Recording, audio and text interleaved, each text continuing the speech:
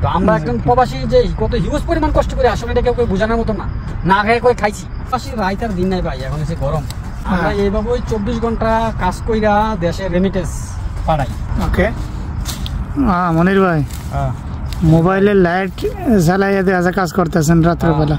এখন আপনার কিছু গরমকাল তো অনেক সামানের মধ্যে আপনার লাল পাতা হয়ে গেছে, তো এইভাবে রাত্রেও কাজ করতে হবে ভাইয়া। প্রবাসী রাইতার দিন নাই ভাই, এখন এসে গরম।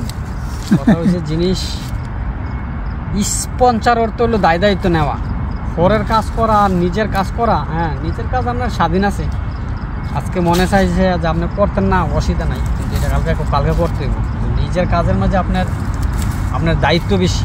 আমরা এইভাবেই 24 ঘন্টা কাজ কইরা দেশে রেমিটেন্স পাঠাই।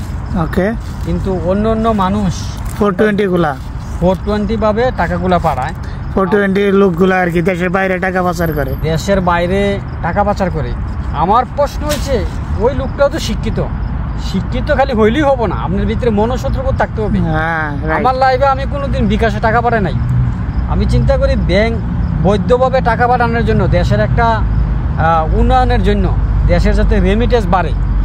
আপনার এমপিগণ মন্ত্রীগণ সাপোজ আপনার মমতাজ যেই গলায় যেই সুরে কথা বলছে, যেই জায়গাত গেছে আজ কই, আপনি মানুষের পতন হইতে বেশি দিন লাগে না। আপনি কাকে কি বলবেন ভেবে চিনতে বলা উচিত।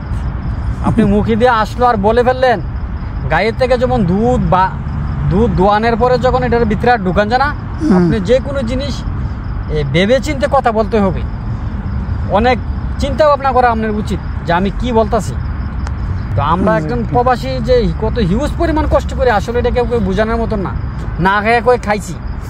ভালো নাই তারপরে বলি যে ভালো আছি। একটা পাবের জন্য আজকে 2 মাস সমস্যা, ডাক্তার এখনো ক্লিয়ার হয় নাই। ফোন দিলে আম্মা ফোন দিলে ভালো আছি, মানে তাদের মুখে হাসি ফুটানোর জন্য জীবন অনেক কিছু করতেছে।